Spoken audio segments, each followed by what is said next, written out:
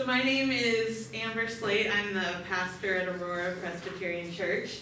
And I'm giving this presentation because I went on the Presbyterian Peacemaking Agency study seminar in Rwanda in March. And I really wanted to share the learning that I acquired there and the stories that I saw while I was there. So I wanted to give you the content warning that we are going to talk about genocide, and it was a very intense trip as we dealt with that subject. Sort of the feeling of our trip was if you went to Auschwitz and then you did it 14 days in a row, was the feeling of the intensity of that trip. So if at any point that is a struggle to talk about this topic, please excuse yourselves and I'll totally understand. And the other part for you is that when you experience that level of trauma and you see it firsthand and you see that much suffering, sometimes I can talk about it and be really kind of numb because it's just so overwhelming to try to absorb how intense that was. And sometimes I can talk about it and be really emotional, and I never know which one is going to be ahead of time. So please understand if I talk about something really sad, really matter-of-factly, and also if I get a little emotional while I talk about it. I want to let you know sort of how I'm going to move this presentation, which is different stories and pictures to share, some more lighthearted, more upbeat, some dealing with harder topics. And then once we get through that content, I'm just going to open a little bit of silent time for us to pray, because when you hear about something so intense, the reaction is just to want to turn to God with that. And then at the end after that, I'm going to share some pictures of the safari that I went on, which is just a way to be a little lighthearted and a little bit getting us ready to enter back into the content of today. And then my hope is that you all will interrupt me a lot and that you'll ask questions, because this is going to be a way more interesting presentation if you all let me know what you're curious about or what questions you have or how much you know. So even if I seem like I've moved on to something else and it feels like, oh, I realized I had a question about something 2 slides ago, feel free to stop, ask me. That won't throw me off at all. So please let me know what you're thinking about and ask me any questions. So the first thing that I wanted to do was show you our group. We went with about 30 Presbyterians, and we were joined with Presbyterians from the South Sudan and Presbyterians from Kenya, who also were participants as study seminar participants with us on this trip. And we were led by, on the very last, is Pastor Rosemary, and she was sort of our host and guide from Rwanda, and we met with, we have several mission co-workers and members of the Presbyterian Mission Agency. Come on in. And yeah, I think that kind of covers. We had one professor of genocide studies, we had elders, we had congregation members, we had pastors from around the country. And I wanted to give a shout out to the program itself. Let's see if I can pull this up.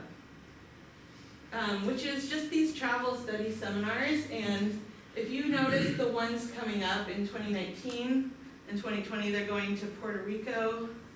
They're going to be doing a Central American Migrant Trail trip, exploring the journeys from the United States and why we must act.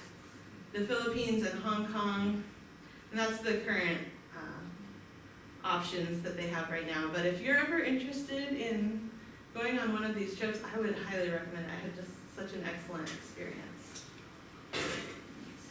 That'd be a fun Presbyterian sponsored thing to do. Yeah, it was really excellent. And I like that they have things from local U.S. issues to around the world. So a little bit of what we did while we were there is that in the morning we would gather for these seminars, and we would be taught by local Rwandans about peacemaking and what they're doing.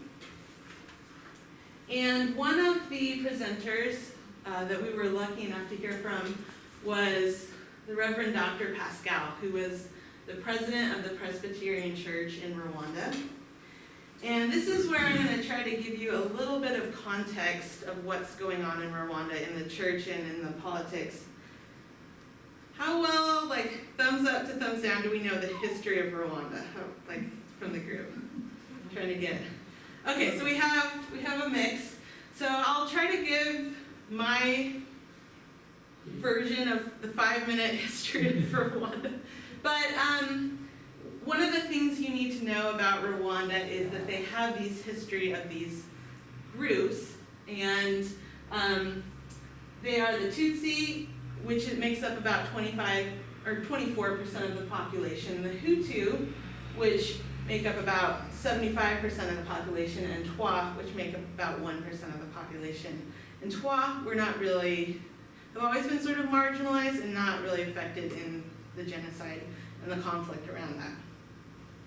So these groups sort of existed as, the line of is that they're sort of economic groups mostly. So Tutsi were sort of known as the wealthy noblemen, the Hutu as the farmers, and the Twa as the forest people. And what happened was when so the Germans were the first to colonize that area, and they were not that involved really. They sort of were there, but kind of kept a distance. Then after World War I, and the Germans lost a lot of their political clout, the Belgians were actually the ones to step in and be the ones to colonize Rwanda. And they took a much heavier hand. And they instituted these identification cards. And so at the time, now there is a little bit of, these groups were kind of known entities, but the Belgians could really only conceive of them as ethnic groups, and there was a lot more movement between the groups before that in Rwanda, before it was like you had to have a stamp on your identity card that said which one, and that was going to flow down through the paternal line. So, for example, when they brought in these identity cards, anyone who had 10 cows or more was considered Tutsi, and anyone who had less was considered Hutu. And so it really did show that there was this economic element to it. But before that, people could kind of move between. So if you were a farmer, a Hutu farmer that gained a lot of wealth, all of a sudden you'd be considered Tutsi, and vice versa. So when the Belgians came in, this became a lot more codified. There's pictures of people measuring noses because the Tutsi, in general, looked a little taller, a little more European, a little more light-skinned. They had more narrow noses in general. And so you'll see pictures of people measuring noses, this was sort of the time of social Darwinism as that was rising in Germany and around the world. So that was applied here too. So what happened was in the 60s, the Rwandans emancipated themselves and the Hutus took control. But this whole time, because the Belgians saw the Tutsi as more European, they had been really creating this power dynamic where the Tutsi were the only ones allowed to go to school sometimes. The Tutsi were favored for all the jobs. They really created a lot of political power dynamics between the two and gave the Tutsi a lot of privilege. Sort of a divide and conquer sort of mentality with the Rwandans. And so when the Hutu took power and emancipated themselves, there were several groups of Hutu. There were some more radical and some more moderate, and they continued to fight amongst themselves. And ultimately, there was lots of jockeying within that, but the French became the ally once the Belgians were sort of pushed out with the emancipation of Rwanda. So the French came in, and this sort of culminated in the most, there was a president of Rwanda who was about to sort of make a really moderate declaration to give the Tutsis a little bit more of their power back after the Hutu took power.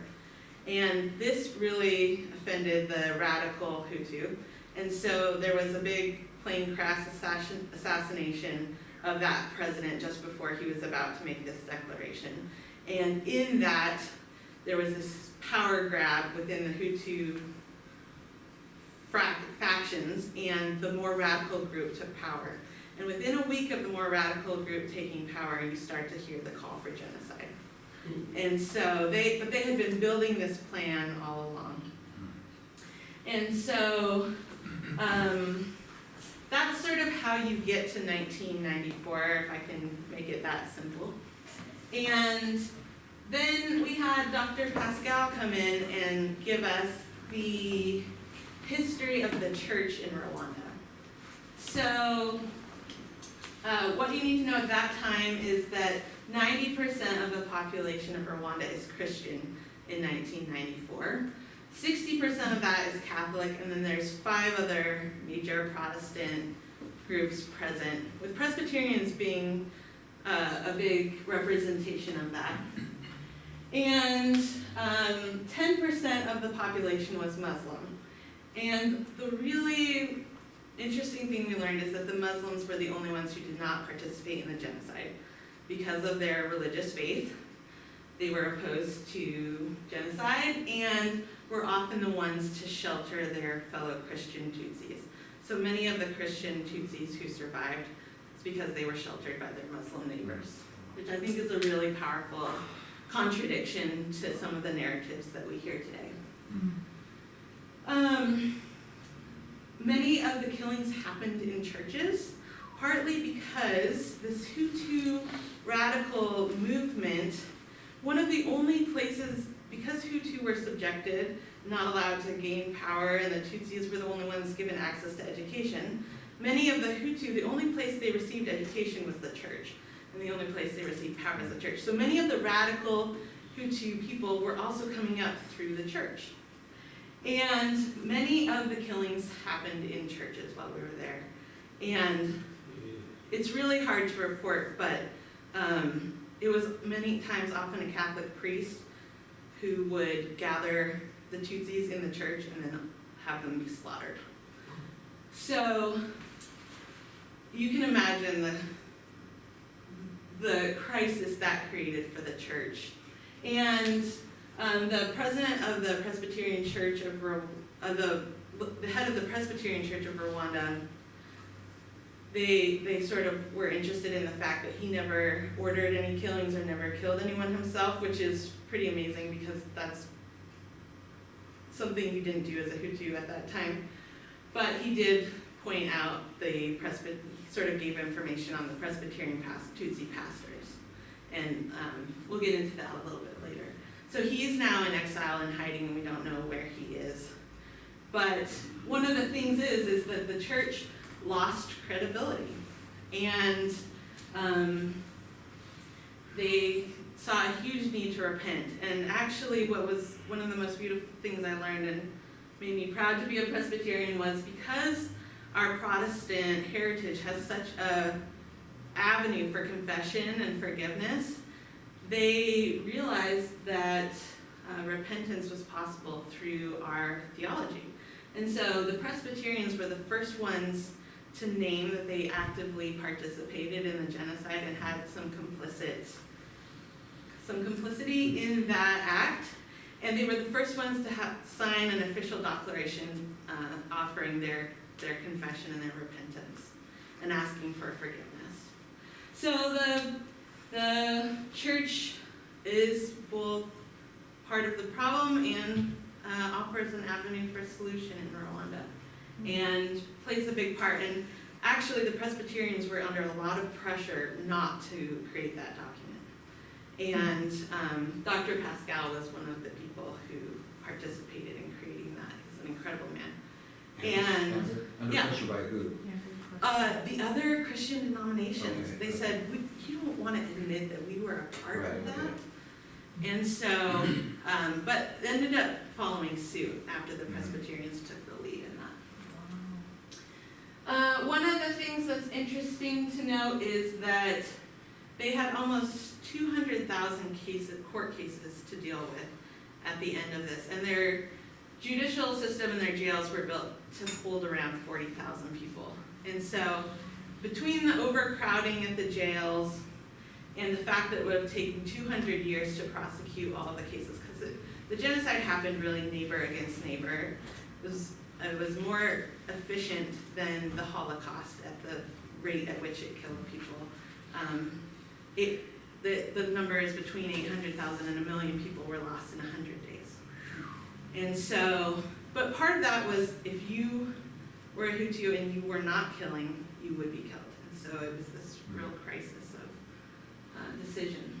And so they established something called the Gacaca courts, which are interesting if people are looking at sort of restorative justice in any way, that the Rwandans had a unique model from their own history of a way to bring justice. And so they would pick and train elders from the community, and they would sit under the Gacaca tree, which symbolized sort of the roots coming together of the unity of the community.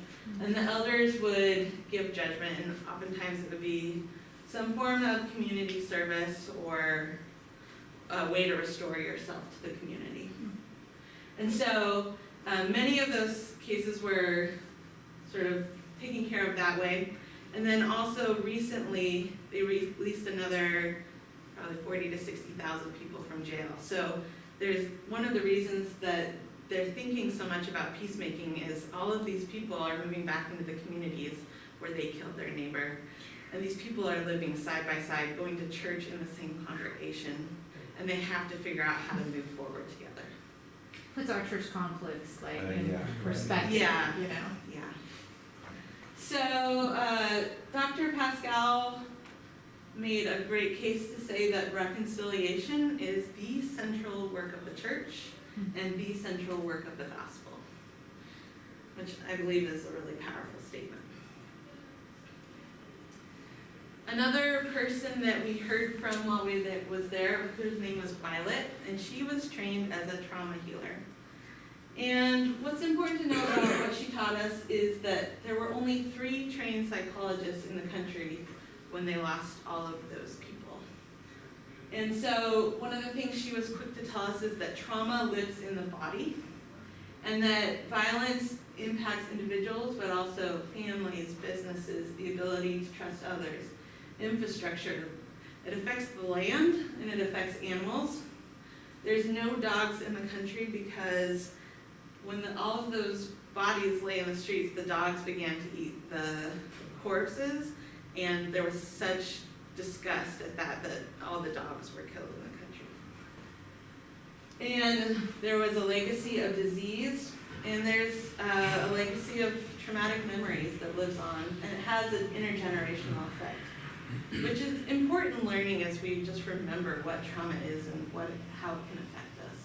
And so there's all these questions about how do you commemorate, how do you remember, but honor that it is so traumatic for these people. And some of the things that she taught us is that in order to heal trauma, we need to move toward it gently with someone that you trust, and to talk about your feelings, and to have people hear and affirm their stories makes such an important impact. And that's some of, people ask, well, was it a traditional mission trip? And I go, no, but we were doing work because we were listening to these stories and letting them know that they mattered. So this is a more lighthearted picture, but our drive, we in the afternoons after we would go to these seminars in the morning, we'd get to go on excursions in the afternoon. And we would hop on like 30 people in this little bus, and the driver came in and jumped on the bus the first day and goes, "Are you ready to get an African massage?" Because there is no shocks at all in those buses. And we would often check the weather outside the bus, but often we'd also need to check the weather inside the bus. So we had our umbrellas out inside the buses sometimes because there was so much leaking through the roof.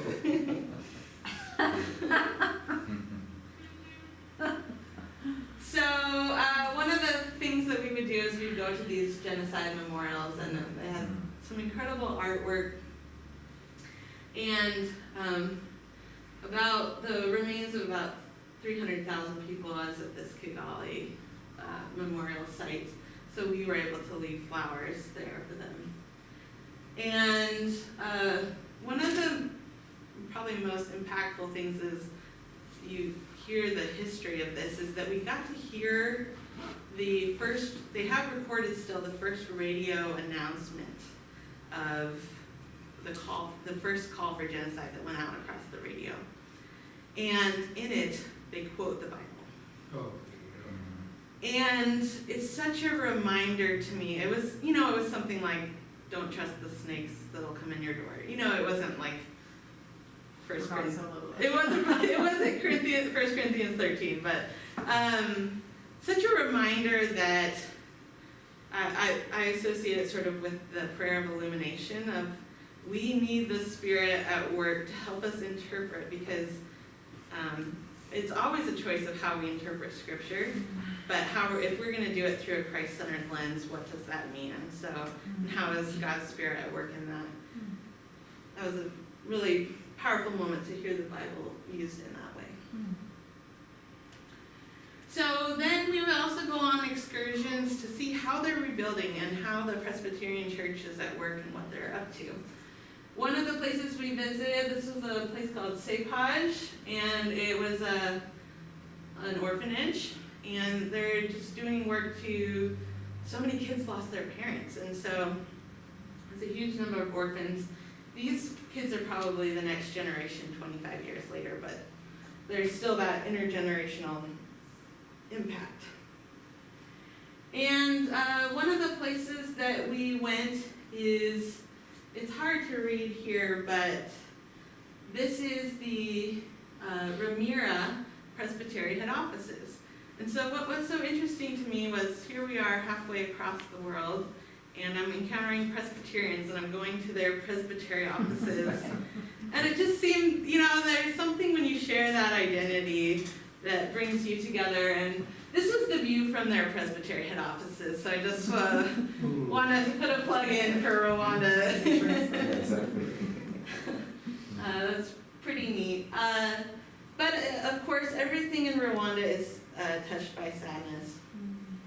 And so, at that very site that's the Presbyterian Mission Outpost. That was the kind of the main Presbyterian place.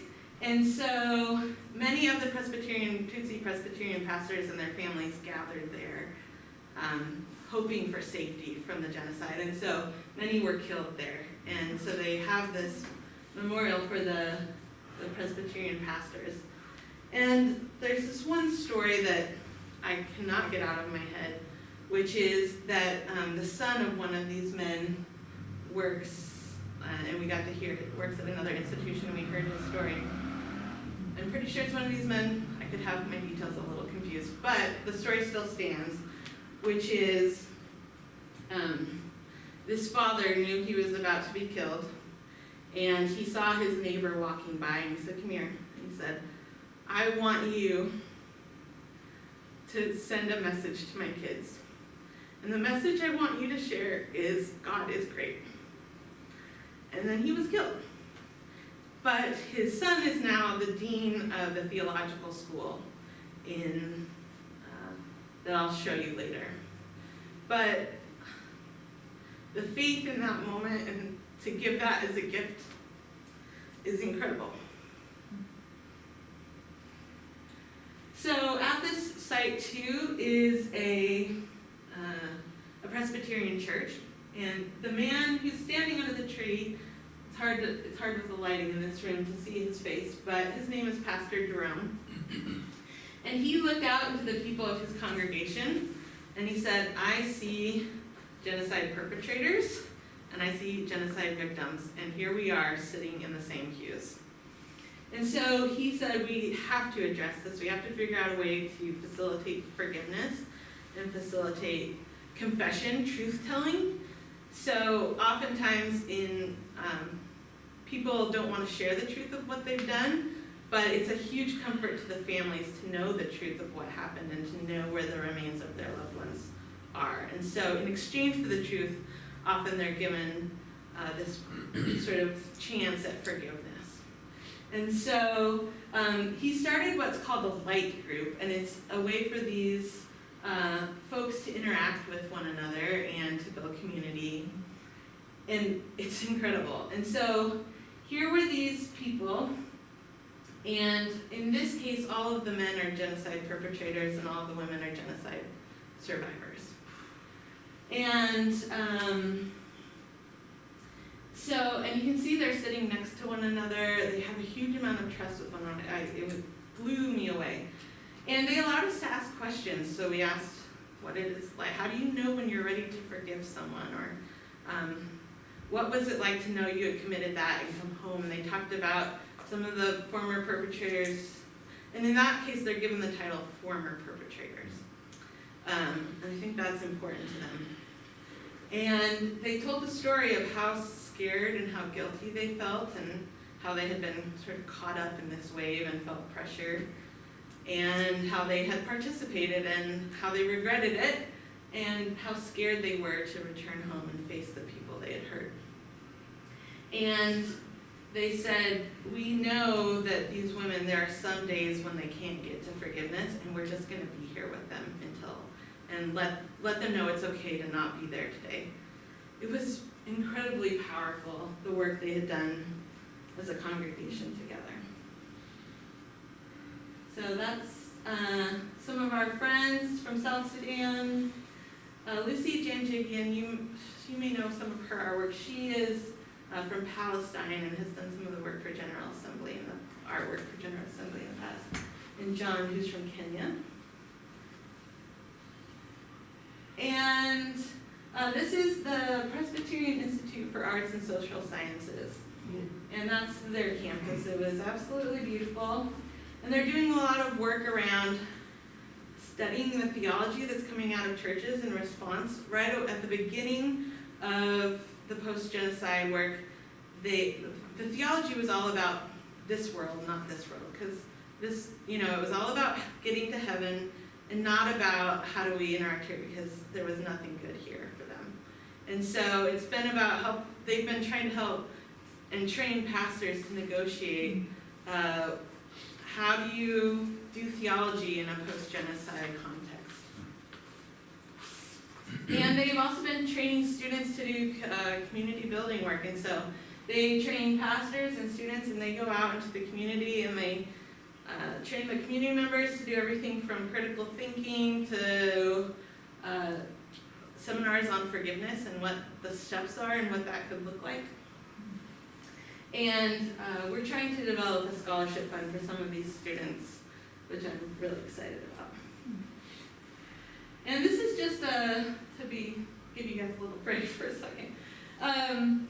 Just some of the fun sites in Rwanda, like the beautiful flowers, and Rwanda is, if you've seen gorillas in the mist, that sort of imagery, that's Rwanda. So they have gorilla statues everywhere.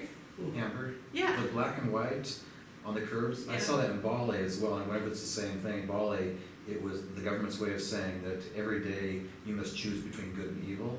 Do you know if that's the same thing there? I didn't hear that, but Okay. there was a lot of places where I saw that, so that would be really interesting. Wow.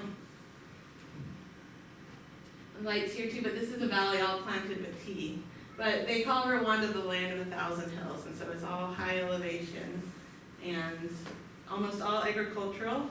96% of the land is agricultural, and I didn't see a single piece of farm equipment. I grew up on a farm. And I was like, where is the tractor? And there was no tractor. So all of that is done by hand? Yeah. Yeah. And there are, at the time of the genocide, Rwanda is the land size equal to about Vermont, I think. And there's 7 million people in 1994, and now today there's 12 million. So land continues to be a huge issue.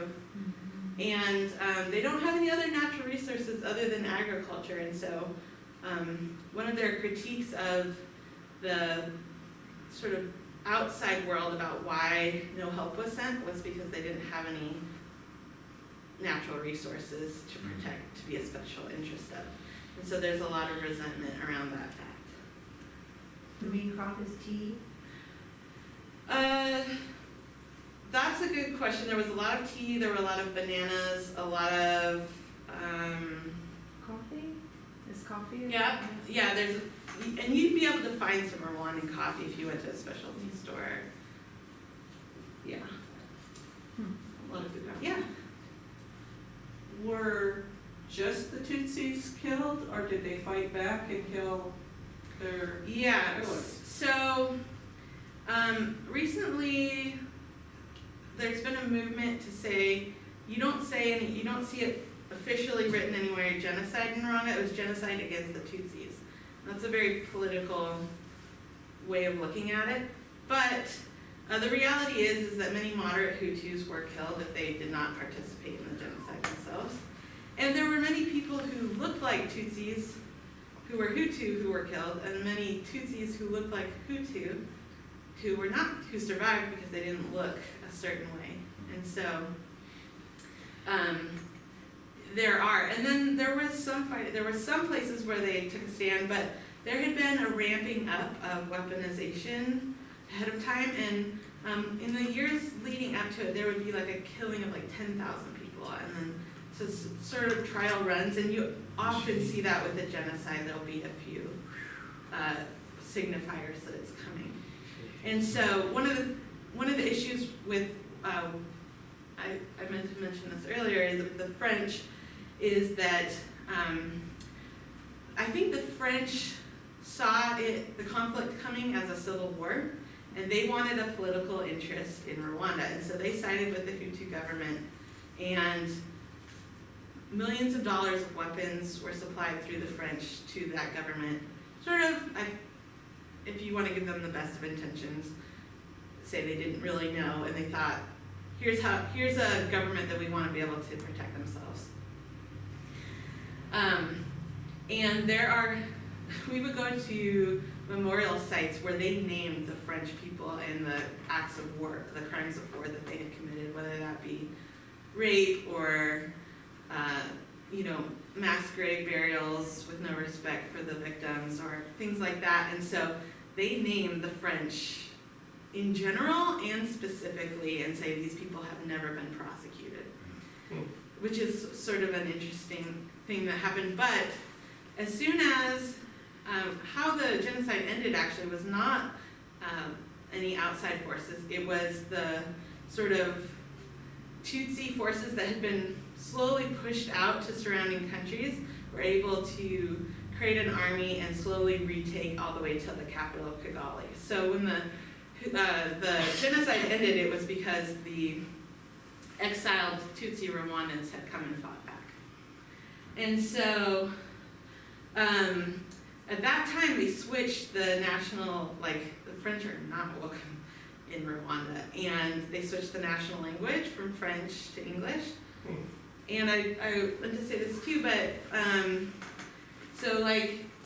anyone my age or older, you'll see they have French names like Marceline or Francois, and anyone younger has English names. But the naming has always been an issue anyway, because there was never sort of a first name and a last name in Kinyarwanda language, and so they have these beautiful Rwandan names, but they were sort of, that became their surname, and they were forced to take sort of a Western name as well. So people introduced themselves to us by their Western name because it was easier for us. But that whole idea of naming and how names work was at play from the very beginning as well. So these are just some of the lovely people that we met along the way, and everywhere we went, these kids would run alongside the bus. I would get so nervous, but they clearly knew what they were doing. But they would just come on, just to say hi. It was so sweet. We would be driving through the countryside, and people 100 yards away would yell and wave, and then sometimes they'd be up close enough to see it was a bus full of white people, and they would just get the strangest look. What in the world could you be doing here? Yeah. Is education equal among everybody now? It is, yeah. So it is. It's completely illegal to identify the different, people. Only during the 1 week of commemoration are you allowed to say which side you were on. But now there's this huge value in saying I'm Rwandan and giving equal treatment. They've made a lot of progress because they have sort of a strong-handed approach to government. They've made a lot of progress in gender equality and environmental concerns because they were able to just say this is how it's going to be. So I'll share a little bit more about that in a minute. But we met with a Presbyterian women's group, and who met together and crafted and sold as part of their livelihood. So we were able to support them, which was really neat. Do they participate in like the fair trade or the different things that go on and their stuff comes to the American? I'm pretty sure there's a pipeline there, but I'm not sure how that works exactly. Just some pictures of life in Rwanda. Still, almost a lot of walking and a lot of things done by hand, agriculture by hand. I thought it was interesting that to ride a motorcycle, part of your fare is that you needed to bring your own gas. So you could take a motorcycle sort of as a taxi, but you needed to bring your own gas with you when you came.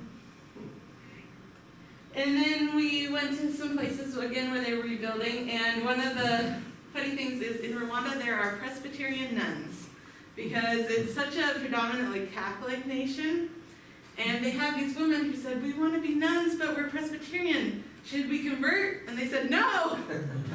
So they said, well, we'll figure it out. So it's probably one of the only places in the world that there are Presbyterian nuns.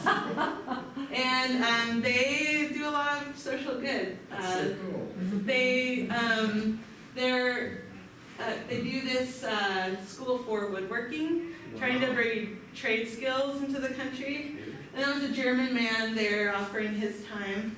And they also run this teacher training school. These are all teachers in training at a school we went to. And of course, we were sitting up front because they are so hospitable and would roll out the red carpet. And it was just almost hard to bear sometimes how well treated you were, but it was really lovely at the same time. And we went to this one ice cream shop, and you can barely see the sign, but it says ice cream, coffee, and dreams. And that's what they're selling. And this is this group of Rwandan drumming is traditionally a male enterprise, and this group of women drummers came together to start this project, and they also wanted to start sort of an entrepreneurial place as well. So they brought ice cream to Rwanda. And this is about a 2-minute little documentary about, hang on.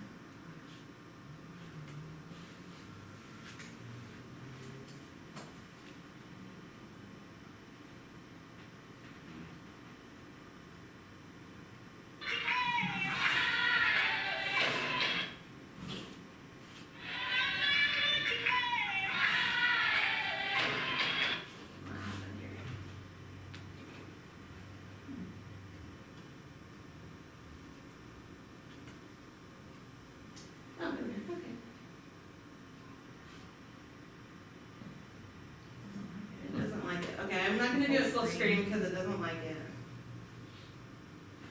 It's going to take a second to probably find itself again.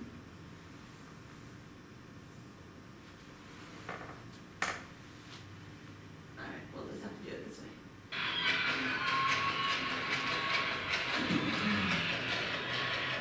No! In the history of Rwanda, women were not even allowed to touch the drum. It was exclusively for men.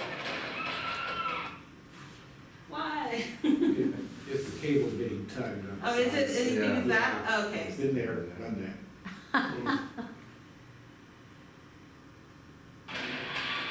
We wanted to propose a new chapter, a new era.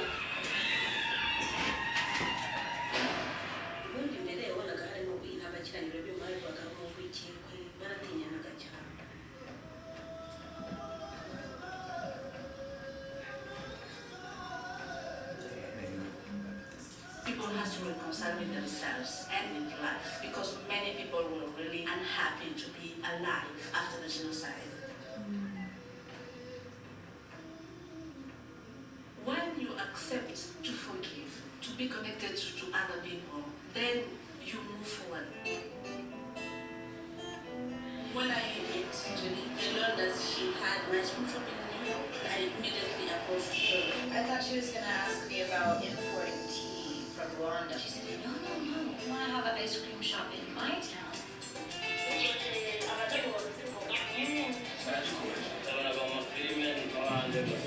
I'm very proud to be your partner, and I really, really believe in our success.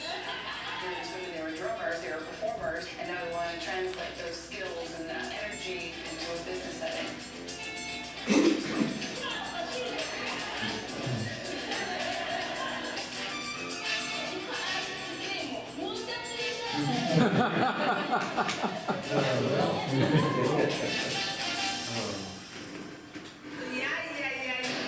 Come hell or high water, we have to have something that's made of milk and very cold.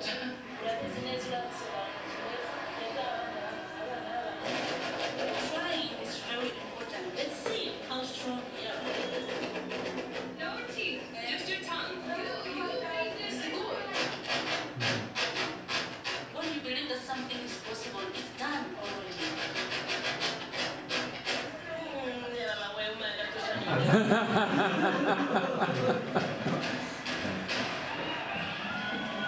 You're from an evangelism, huh? Wow.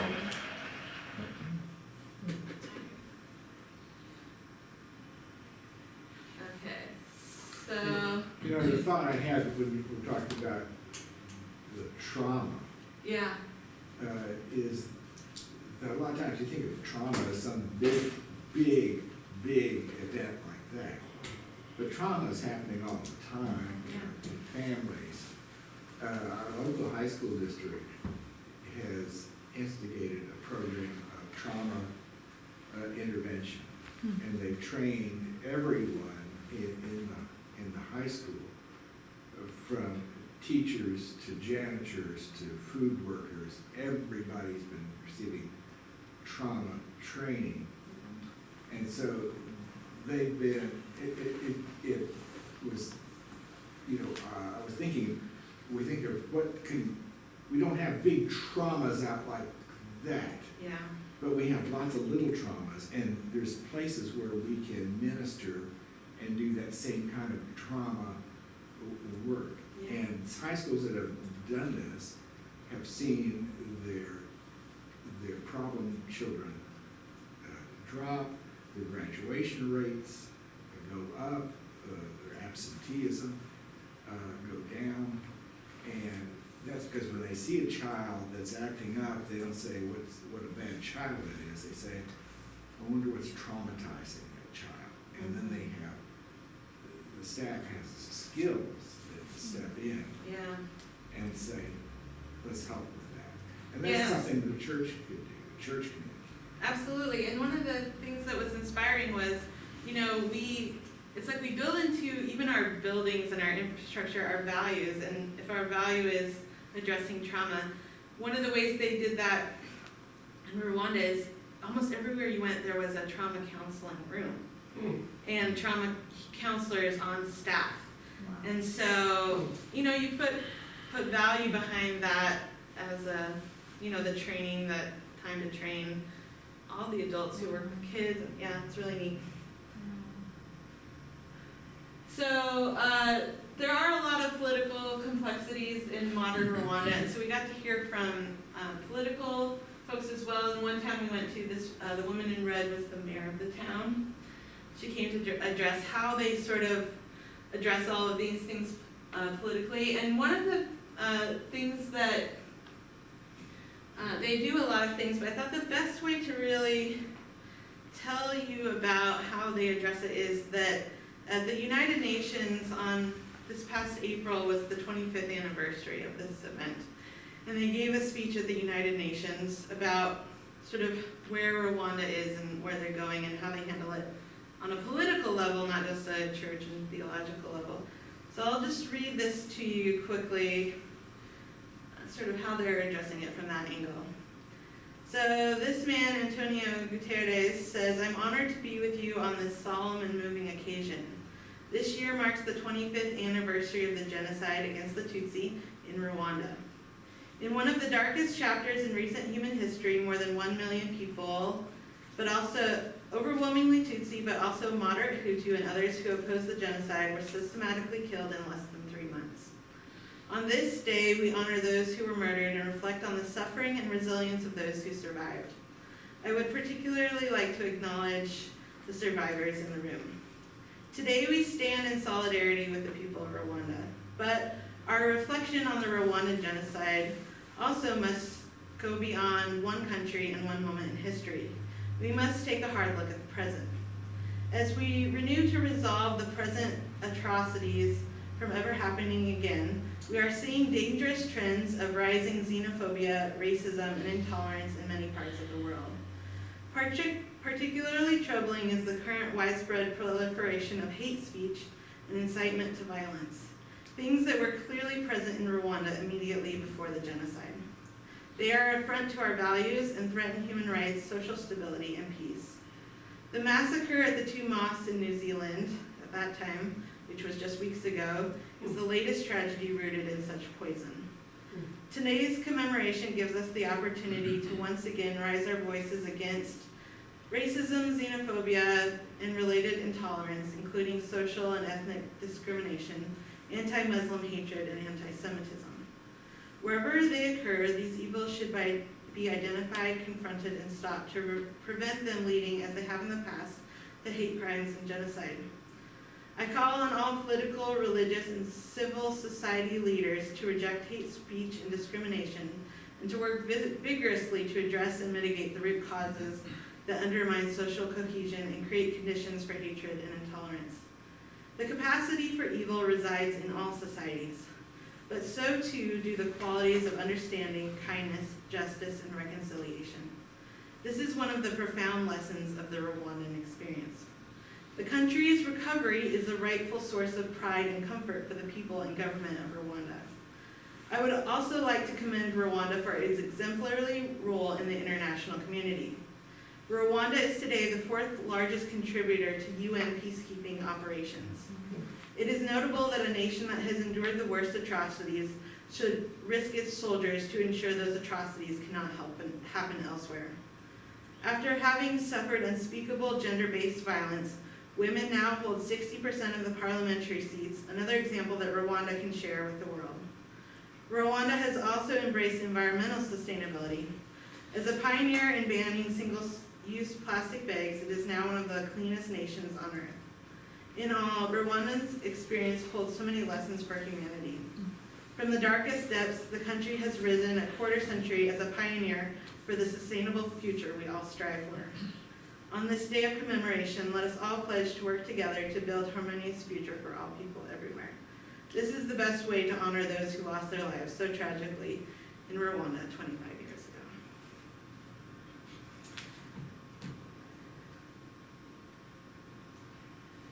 So they do every year for a week, they commemorate the genocide, and people make pilgrimages back to the places where their loved ones, if they're on the Tutsi side, are buried. And this was a genocide memorial site being built, and we were standing in the vault, which would be used to hold about 30,000 remains. So they're still working to build enough places to even bury these folks. Yeah. So Amber, my sense of the genocide is that people were kind of killed all over the place. Why did they end up in huge groups like this, like 300,000 buried in these places? Yeah, just because, like, to create individual vaults for people, just you couldn't do it that quickly. So they were rounded up, bodies were rounded up. Yeah, and anytime they still find a mass grave, they'll take, and they have these special sites with big memorials and. So were these done during the genocide, these mass graves created, or was this, I'm trying to imagine. The mass graves are. Who buried these people? Yeah, during the genocide. Wow. Yeah. Gross. Yeah. I was going to say that's a very positive example. Does anybody know if they've done anything like this in Kosovo? Bosnia? I don't Because know. this is very, very positive. Yeah, there's some debate about if it's good for kids to over-identify with being a victim or a perpetrator. You know, there's so many different, to be a Yeah. kid, or to be a kid born out of a rape situation, or, there's just so many different ways that the next generation is struggling with the identities that they've inherited because of this event. Yeah. Amber, I'm wondering if, like many countries in Africa, they have also been affected by AIDS. Yes. Yes. So you have a whole generation of orphans. from Yeah, that's AIDS. part of it too. Yeah. I'm wondering, how far do we have to go to hit bottom to make change? Obviously, they went pretty far down. Yeah. I was listening to Pete Buttigieg on debates last night, and he made a statement about Christianity, some conservative Christians, the religious right, have lost their credibility. And how far does hate and exclusion have to go before we hit bottom and start the work that these people have done? Well, I think it's cyclic. Is what? I don't think there is a bottom and then it's all the way up. Yeah. I think it's a cycle. And every generation has to learn. and- Yeah. Well, Do you want to keep going? it seems like we're pretty heavily on the freeway that's heading for hate and division. Yeah. Yeah. Let me present these next few slides because I think they're exactly what you're talking about. We met with Bishop John Ruffian. Oh boy, I might have said that wrong, but he's the chair of the National Commission of Unity and Reconciliation. Again, partly because we're seen as sort of a delegation of the Peace U.S.A. We got to meet with some of the top leaders in the country that are doing this amazing work. It was a really incredible experience, and another benefit of going on one of these trips is you get to have conversations that you would never otherwise get to have. So he's a national leader, and a couple of quotes from him. One, he said, "We were once abandoned by the international community, so we don't take for granted that you are here." So, which is a very gracious position because basically, as soon as the genocide got underway and it was clear how violent it was going to be, there was only one Western person that stayed in the entire country, and all of the UN forces withdrew as well. And one of the big issues is that the UN refused to use the word genocide to describe this, and so because they did not use the word genocide, they were not were not required to send in help. And so these people feel really abandoned by the international community. And so he was very gracious, but he said, "How dare you not learn from us?" And that's where I think the value of telling this story is, if we could learn from their story now and not when we got to the bottom, that would have been a worthy legacy. So, and I think he addresses the fact of how complex it is in Rwanda to respond, because he said, we start with basically this more metaphorical bomb. Rwanda feels like it's still in a pressure cooker, There's still on the outskirts of the country this genocidal ideology, and they're wondering if it's going to ever erupt again.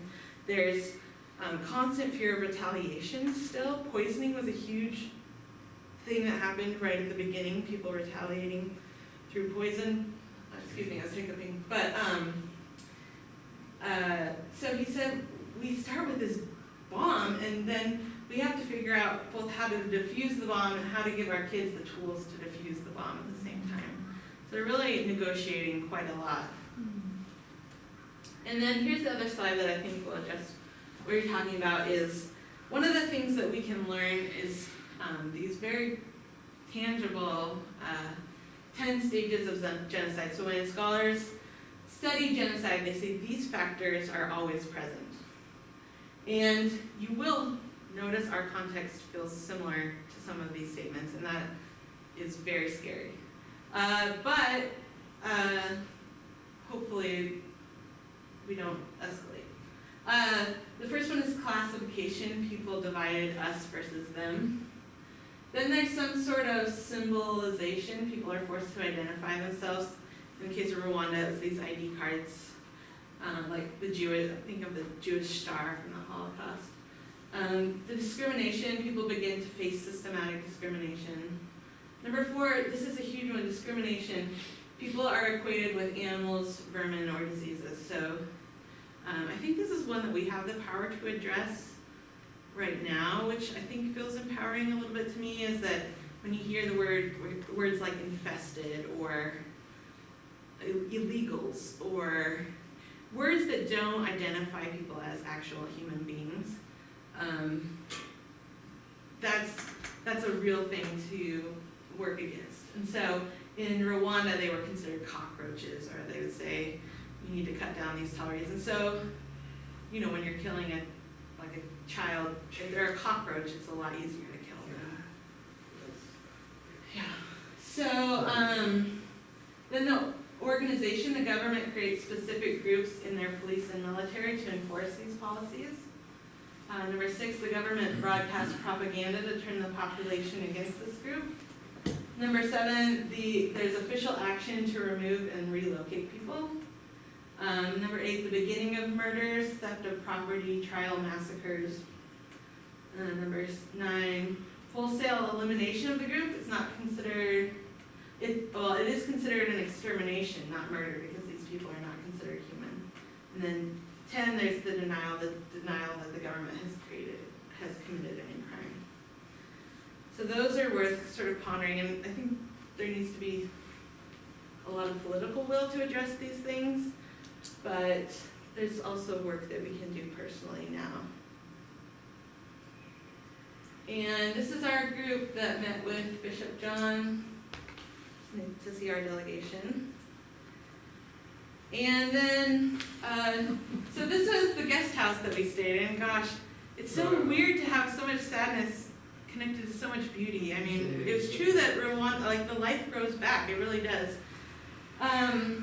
This is Lake Kivu on the northwestern edge of the country. And this Bethany guest house, the main source of income for the Presbyterian Church in Rwanda is hospitality. They own guest houses and they earn income. And so we stayed at this Presbyterian guest house, and it was incredible. So this is from that same light, but if you can see on the bottom, there's this little orange strip of light. That's the Democratic Republic of Congo that you can see off into the distance. And the body of water there is? Lake Kivu. Lake Kivu. It's a huge lake, yeah. Could you swim in it, or is there delays? We can swim,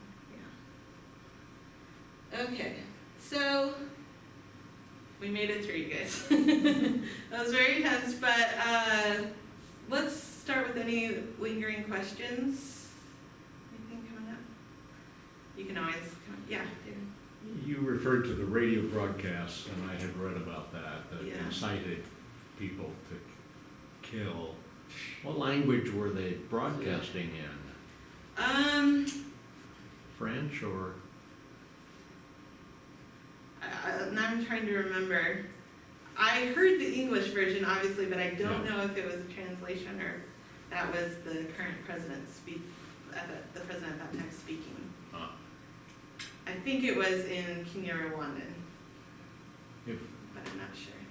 and so the president who succeeded the one who was shot down in the plane was Was the one pushing calling. them. And one of the other issues was About that, the use of technology in that case, people said if we had the power to shut down the radios and did not. So that really could have stopped it at its root, but the radio was a huge tool. Yeah. As is now with the internet Yep, and texting and what have you. yeah, There has been, the intersection of technology and all of that is really interesting. Yeah. Amber, I just found it really powerful, especially around trauma, thinking of, listening as a mission work. 'Cause, Yeah. our history is a proclamation, the salvation through proclamation. and the idea of salvation through listening. I just found it really powerful. Yeah. And how much we need that in our own society as well.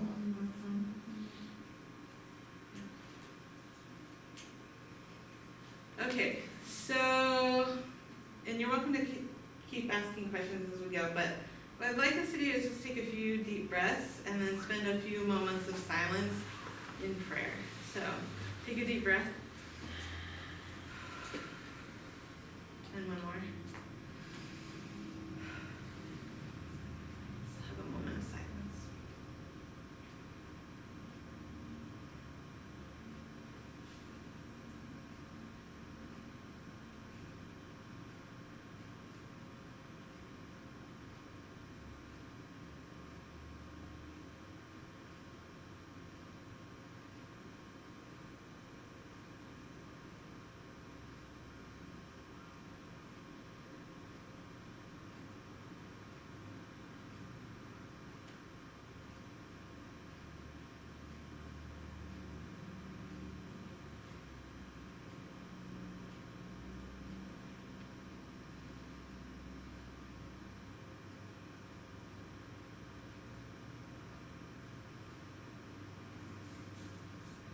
Okay, I'm gonna bring you back to our group. And one of the prayers or the statements about God that we found really meaningful there was that there are so many mass graves and so many people unidentified, but we just kept coming back to this God knows their name.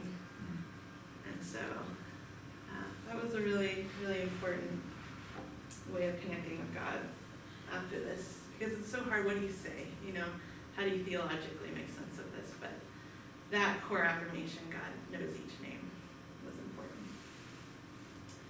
Okay, so now I'm gonna share just a few silly slides about our safari, because we have to go back and get to business and be social, and there's joyful parts of life too to celebrate. So this is the view from the room where I stayed, you guys. It was incredible. And if you that was on the western or the eastern edge of the country, looking over into Tanzania. It was absolutely gorgeous. And that was watching the sunrise one morning. And that was, we stayed at this eco lodge called Rhino Lodge, and there was no electricity or anything, but it was really stunning. And we went to Akagera National Park, and here I'm with 3 women from the trip, many of them who had experiences in the Peace Corps in Africa. So it was really fun to travel with them. I took care of their technology, and they took care of trying to figure out where we were going next. So it was a great team. That was more from the lodge where we were staying, and that's looking out over the national park. Is that a big massive rock out there? Or is that? This is, I think, a Is that thatch a hut. hut? Yeah. Oh, I see, okay. Yeah, it's Almost hard to looked like tell with the Yosemite or light something. in there, yeah. Okay. And that's where the black bin in the middle is where they would pour our water for our shower each night. And it was all open air, so you can imagine shower looking out. It was so cool. Oh, wow. And then, of course, there was lots of animals. I'm sorry, I still get really. Lots of animals to see while we were there. One of my favorite sightings was the gray-crowned crane, which is one of, I think, the most spectacular birds there is. And there's a herd of Cape buffalo as well in the distance. And of course, different impala and a topi. And then we saw the giraffe. And this picture, these ladies were fearless. And in the pond right behind are hippos and crocodiles. And they were like, let's get out of the car, and like, let's go take our picture. And I'm thinking, I'm not sure I should be listening to your advice here, but you seem to know what you're doing, so I just went for it. But there's some, oh yeah, the video of the giraffe right next to it. That's the road with the potholes, Yep. the massage. The more massages, absolutely. And then there was a lot of birding to be done, and that was really exciting so too. awesome. Yeah. Really cool. So that's the end of our presentation. Thank you.